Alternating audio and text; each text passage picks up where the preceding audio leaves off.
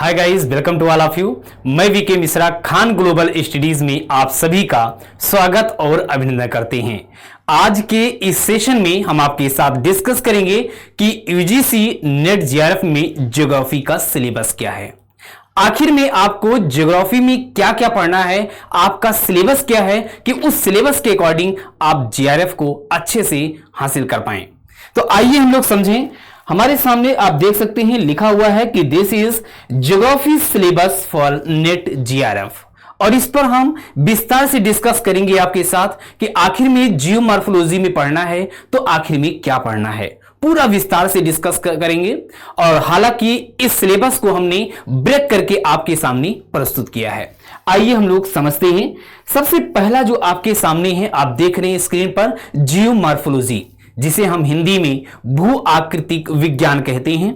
इस भू आकृतिक विज्ञान के अंतर्गत आपको कौन कौन से टॉपिक पढ़ना है, यदि हम बात करें तो सबसे पहला आप देख सकते हैं कि भूगोल परिचय के बारे में डिस्कस करेंगे कि आखिर में भूगोल का जो परिचय है, आखिर में क्या होता है भूगोल, भूगोल की उत्पत्ति कैसे हुई, पहले ही फिजिकल ज्योग्राफी था तो आखिर में ह्यूमन ज्योग्राफी कब आया। तो ये सब कुछ हम भूगोल परिचय या ज्योग्राफी इंट्रोडक्शन के अंतर्गत बात करेंगे। एंड देन यदि हम बात करें पृथ्वी की उत्पत्ति के जो सिद्धांत हैं, theories of the origin of the earth, पृथ्वी की आंतरिक संरचना, earth interior structure of the earth, and then पृथ्वी की आंतरिक परतें और असंबद्धता रेखा। जैसे हम बात करते हैं कि अर्थ interior layers and discontinuity lines, ये आप देख सकते हैं। इसी के अंतर्गत हम लोग रॉक्स के बारे में पढ़ेंगे, सैल क्या होता है, महाद्वीपीय विस्थापन सिद्धांत मींस कॉन्टिनेंटल ड्रिफ्ट थ्योरी क्या है, संवहन धारा सिद्धांत कन्वेक्शनल करंट थ्योरी, एंड सागर नितल प्रसरण sea floor spreading, plate tectonics के बारे में हम बात करेंगे, अर्थक्वेक्स, वोल्केनो। जब इतना टॉपिक्स आपका कंप्लीट हो जाएगा तो फिर हम आपका एक 150 क्वेश्चंस का लाइव टेस्ट कराएंगे। तो आप देख सकते हैं कि आखिर में लाइव टेस्ट भी आपका होगा। एंड देन यहां पे आप देख सकते हैं अभी हम जियोमॉर्फोलॉजी पर ही बात कर रहे हैं। जियोमॉर्फोलॉजी के अंतर्गत हम भू संतुलन, जिसे हम आइसोटेसी, भू संचलन अर्थ मूवमेंट, भू सन्नति एवं प्रकार, भू आकृतिक चक्र एवं ढाल सिद्धांत। अब भू आकृतिक चक्र के संबंध में डेविस का क्या सिद्धांत रहा है हम ये भी देखेंगे, पेंग का मॉडल क्या है, तो ये सब कुछ हम मॉडल को भी देखेंगे। एंड देन विभिन्न कारकों द्वारा निर्मित स्थलाकृतियां, विभिन्न कारकों द्वारा, जैसे नदियों के द्वारा निर्मित स्थलाकृतियां कौन कौन सी हैं, हिमानियों के द्वारा, ग्लेशियर के द्वारा निर्मित स्थलाकृतियां कौन कौन सी हैं, वायु के द्वारा निर्मित जो स्थलाकृतियां हैं, जो लैंडफॉर्म्स हैं, वो कौन कौन सी हैं, हम इस टॉपिक के अंतर्गत डिस्कस करेंगे। और जब इतना टॉपिक्स आपका हो जाएगा फिर आपके साथ एक 150 क्वेश्चंस का लाइव टेस्ट होगा, और फिर उसके बाद आपका एक यूनिट कंप्लीट होता है जियोमॉर्फोलॉजी, भू आकृतिक विज्ञान। देन उसके बाद हम लोग डिस्कस करेंगे क्लाइमेटोलॉजी। आप देख सकते हैं क्लाइमेटोलॉजी जैसा कि नाम से ही क्लियर है, जलवायु विज्ञान, क्लाइमेट। अब क्लाइमेट के अंतर्गत सबसे पहला जो टॉपिक्स होगा आपका वो होगा कि atmosphere, composition of atmosphere and the stratification of the atmosphere. तो हम इस पर बात करेंगे। सूर्य तप क्या है, अब जैसे यहां पे सूर्य तप है, इसका मतलब सूर्य तप को पूरे विस्तार से डिस्कस किया जाएगा कि सूर्य तप क्या है, सूर्य तप को प्रभावित करने वाले कारक कौन कौन से हैं, सूर्य तप के वितरण पे हम बात करेंगे कि अक्षांशीय वितरण क्या है, 0 डिग्री पर कितना सूर्य तप प्राप्त हो रहा है और पोल्स पर कितना प्राप्त हो रहा है। देन उष्मा बजट, हीट बजट की बात करेंगे, तापमान, वितरण, प्रतिलोमन और तापमान को प्रभावित करने वाले जो कारक हैं हम सब डिस्कस करेंगे। वायुदाब, वायुदाब प्रवणता, वितरण, CF means Coriolis force, Coriolis force, वायुदाब पेटी, ये है आप क्लाइमेटोलॉजी के अंतर्गत आपका ये सिलेबस है।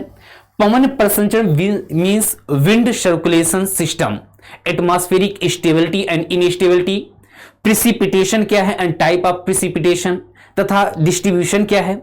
यदि हम यहां पे वर्षण क्या होता है, वर्षण के जो रूप हैं, आखिर में वर्षा और वर्षण से कैसे भिन्न है, ये भी हम आपके साथ इसी में डिस्कस करेंगे।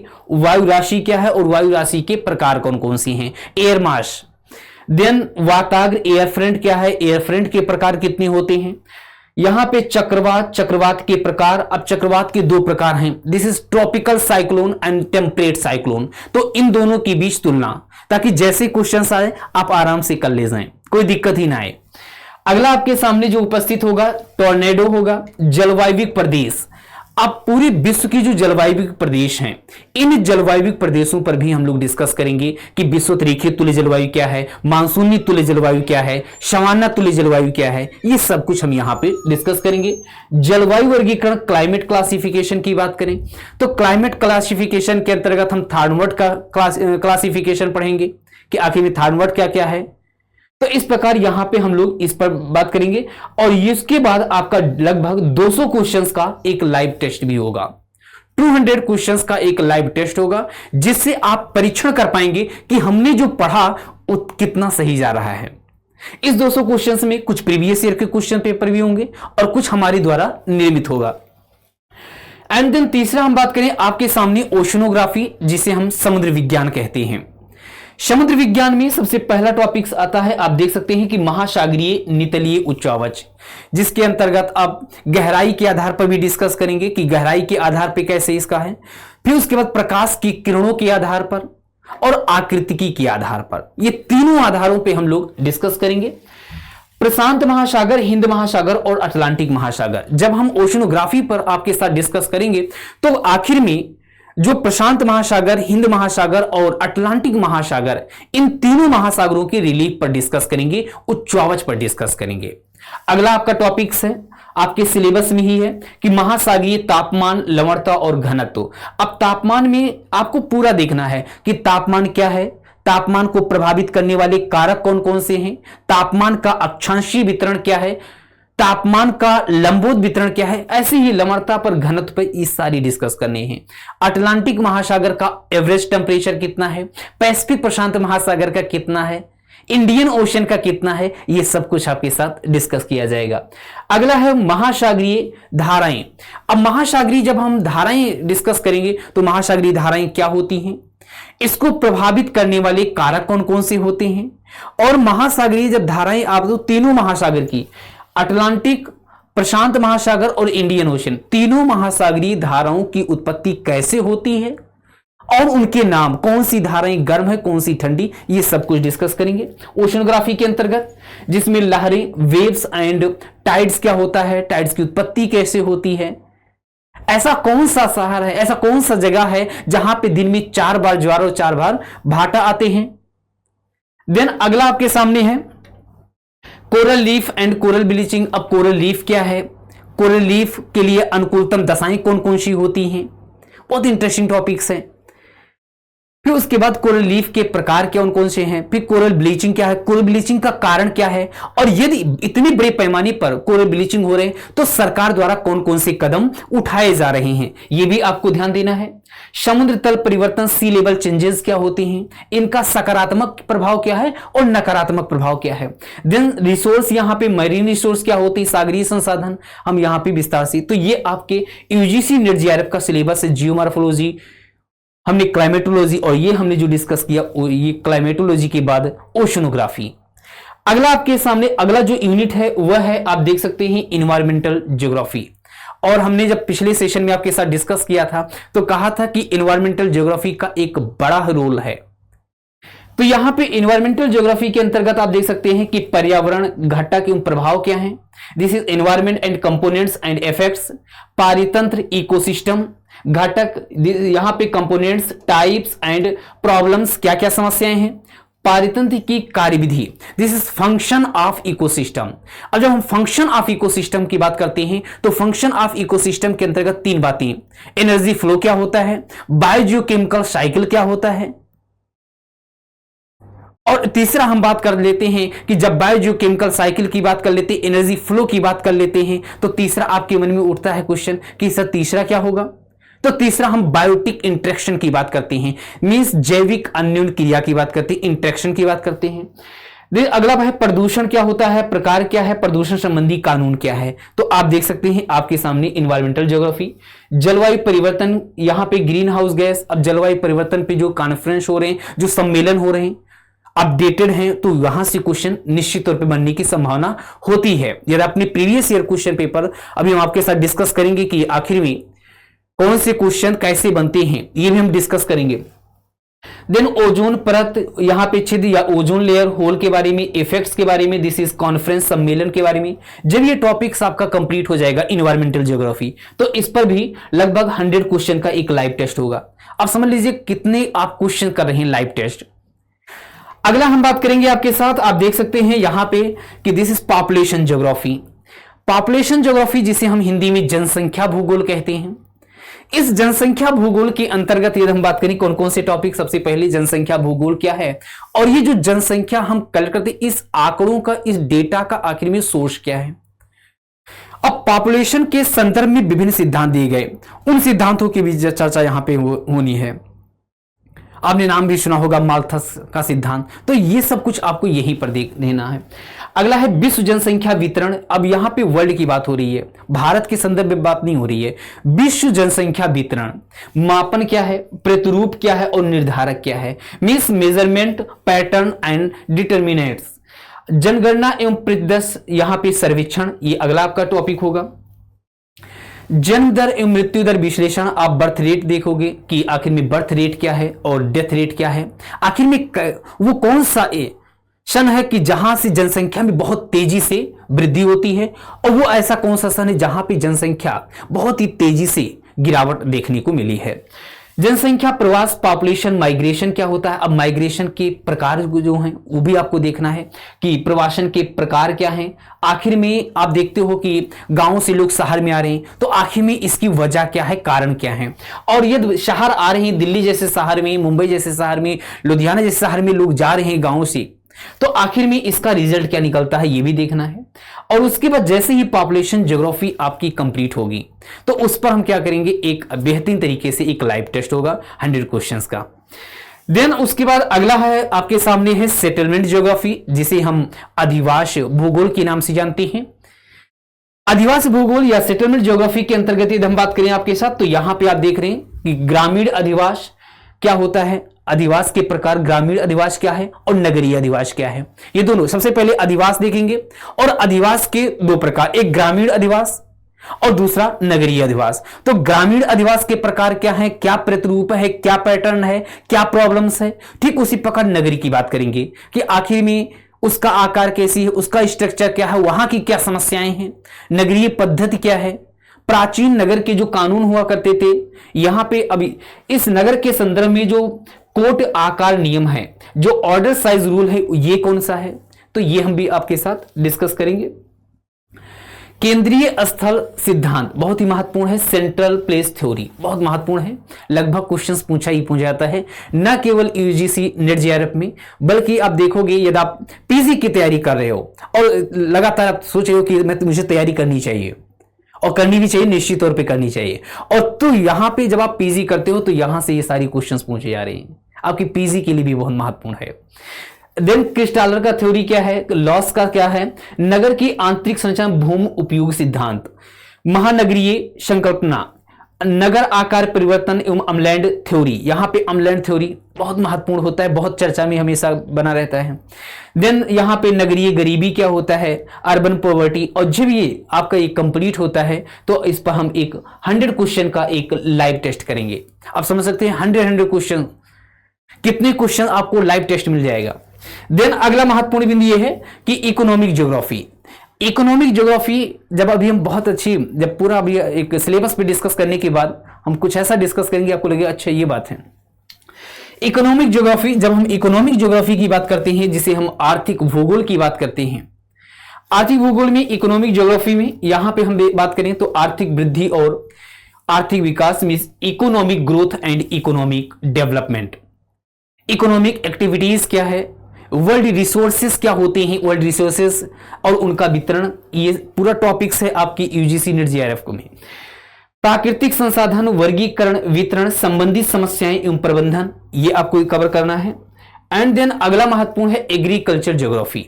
अभी वास्तव में देखा जाए, अब देखिए आपकी यूजीसी नेट जेआरएफ में जो सिलेबस डिजाइन किया गया है वो एक ही में कर दिया गया है, हमने क्या कर दिया, थोड़ा सा ब्रेक कर दिया है कि इकोनॉमिक के अंतर्गत ही एग्रीकल्चर और साथ ही साथ में इंडस्ट्री दोनों आता है, लेकिन हमने यहां पे थोड़ा सा अलग कर दिया, क्योंकि यदि आपको सेम एज पढ़ा दिया जाए तो फिर मेरी जरूरत है ही क्या।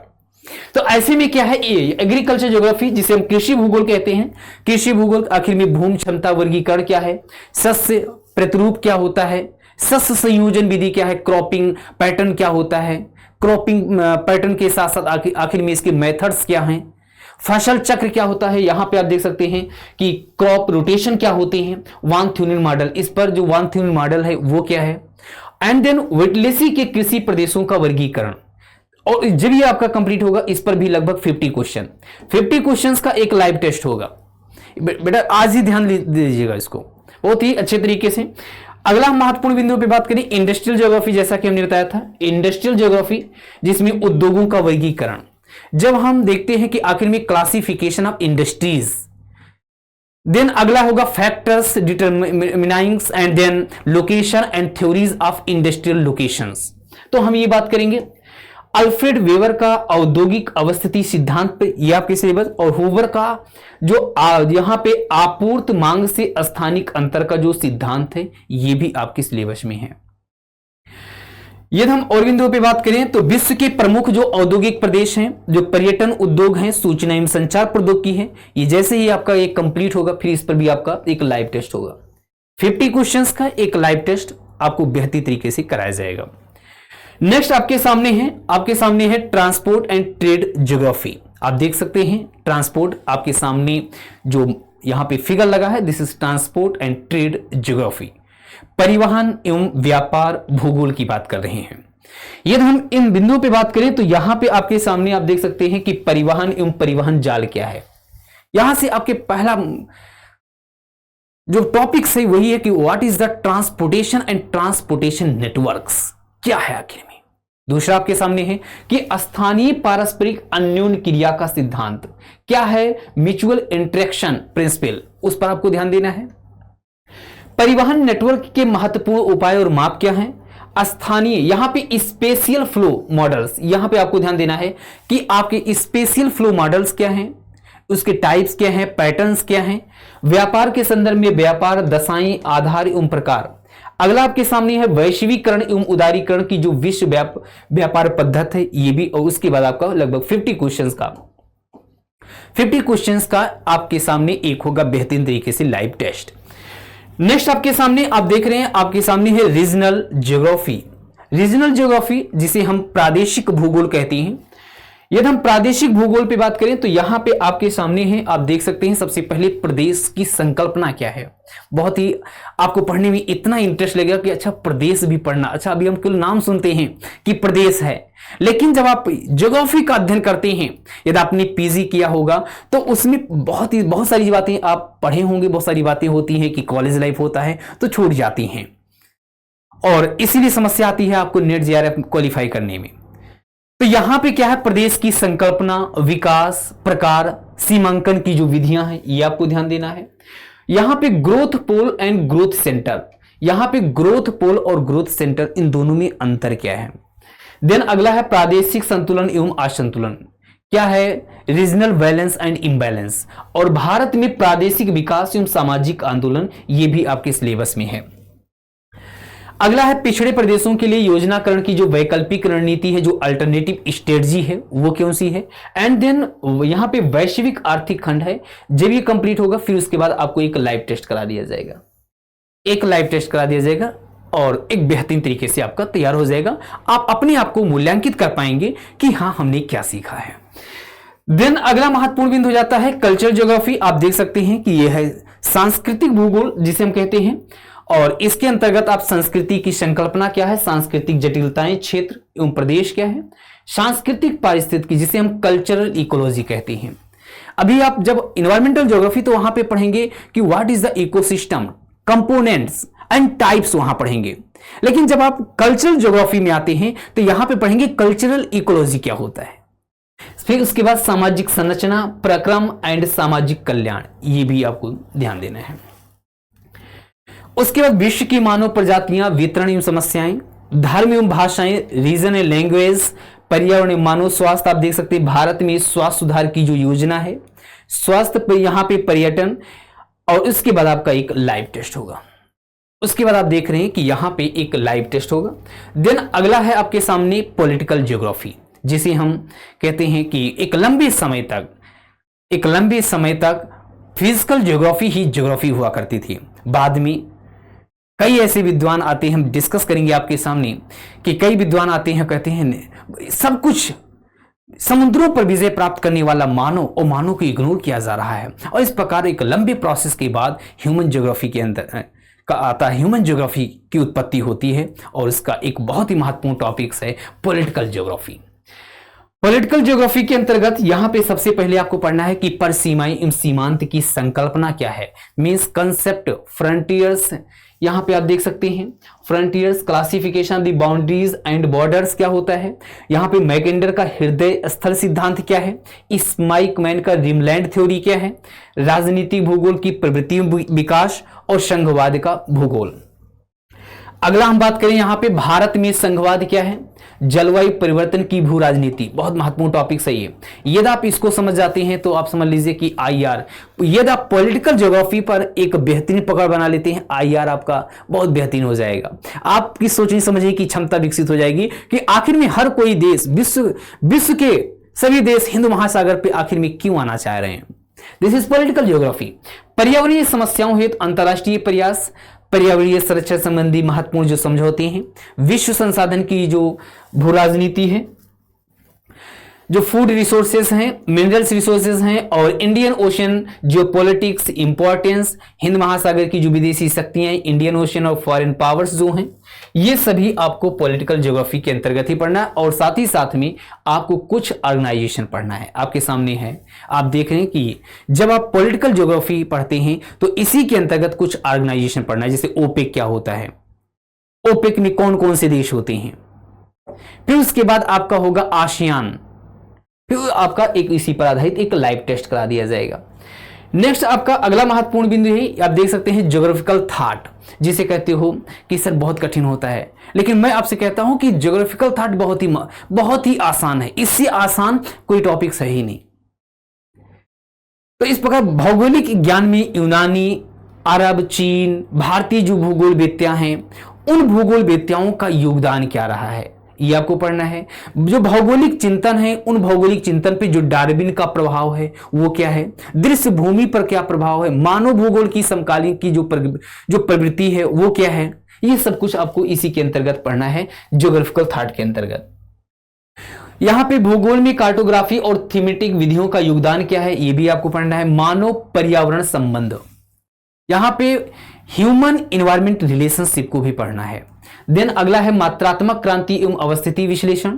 भूगोल में द्वैतवाद, यहां पे द्वैतवाद और द्विविभाजन आपको देखने में लग रहा है एक ही चीजें नहीं, बहुत अंतर है। उसके बाद इतिहास में भौगोलिक कारकों की प्रक्रिया, ये आपका प्रोसेस है। अगला है काल अवधि के दौरान घटी जो भौगोलिक परिवर्तनों का अध्ययन।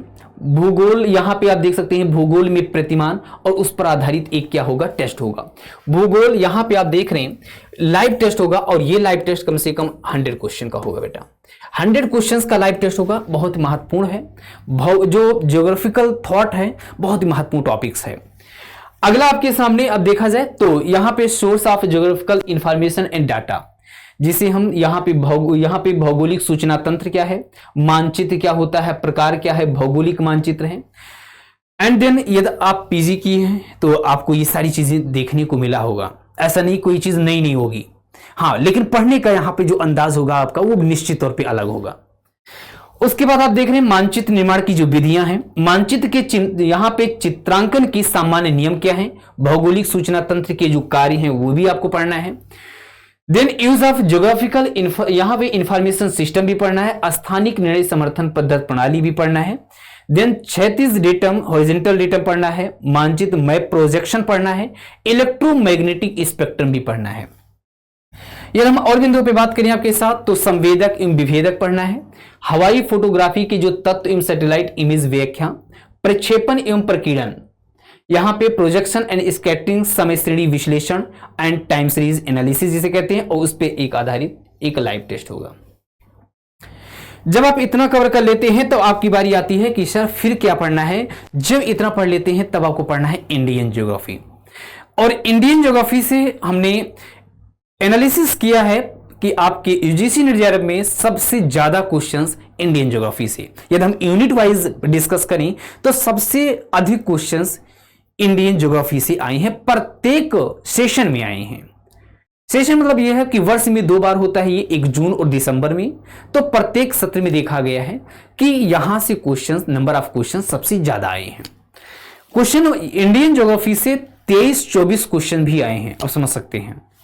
अब इंडियन ज्योग्राफी में सबसे पहला है कि आखिर में भारत के संदर्भ में पढ़ेंगे। भारत के संदर्भ में आखिर में भारत का साइज क्या है, लोकेशन क्या है, इसी में आपको विधिवत जो आप बात करते हो हमेशा कि भारत उत्तरी गोलार्ध में है, कई बुक्स में लिखा है भारत पूर्वी गोलार्ध में है। तो ये सब कुछ जो आपके मन में डाउट है वो डाउट आपका क्लियर हो जाएगा, क्लास में ही सब कुछ क्लियर होगा।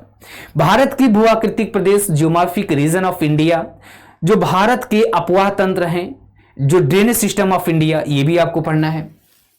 आकार एवं स्थिति, भारत की अपवाह तंत्र, यदि हम बात करें भारत के अपवाह तंत्र, drainage system of India, Bharat की जलवायु एवं एल नीनो। जैसे यहां पे भारत की जलवायु तो पढ़ेंगे ही पढ़ेंगे, लेकिन भारत की जलवायु को हम एल नीनो से लिंक भी करेंगे।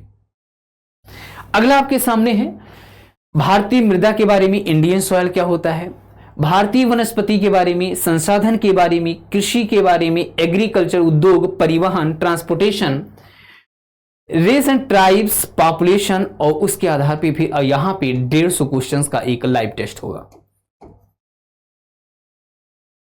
और इस प्रकार यहां पे आप देख रहे हैं कंप्लीट ज्योग्राफी टेस्ट आपका हो जाएगा। यहां पे जब आपका सिलेबस कंप्लीट होगा तो हम आपको 5 कंप्लीट ज्योग्राफी टेस्ट कराएंगे, जो मिसलिनियस का द सेंस है कि हम इस 5 क्वेश्चन में सभी सेक्शन से क्वेश्चन पूछ सकते हैं। और उसके बाद फिर आपको लगेगा कि हाँ मेरी तैयारी हो चुकी है, फिर आप जाइए और बेहतरीन तरीके से आप एग्जाम देकर आइए। निश्चित तौर पे यूजीसी नेट जेआरएफ के लिए हमने आपको बताया है कट ऑफ कितना बहुत ज्यादा नहीं जाता है। यदि आप 75% करते हैं आप जेआरएफ आपको मिलेगा, आपको फेलोशिप मिलेगा। फेलोशिप ठीक ठाक है वर्तमान में। आप देखिए ये फेलोशिप आपको देखा जाए तो रिसर्च के लिए ही मिलता है, पीएचडी के लिए मिलेगा। जब आप रिसर्च में एनरोल करते हैं तो आपको फेलोशिप मिलेगा, अन्यथा फेलोशिप नहीं दिया जाता है। तो आप लोग अच्छे से तैयारी करें, सिलेक्शन हो और उसके बाद आप जेआरएफ करें, पीएचडी की डिग्री लें और अपने आगे डॉक्टर लगाएं। तो इस प्रकार हम लोग जुड़े, जल्दी से जुड़े, बहुत ही जल्द लेकर आ रहे हैं ज्योग्राफी का यूजीसी नेट जेआरएफ का एक बेहतरीन कंप्लीट कोर्स लेकर आ रहे हैं, जिसमें आप बेहतरीन तरीके से अध्ययन करके अपनी सफलता को सुनिश्चित कर पाएंगे। Thank you so much. जय हिंद, जय भारत।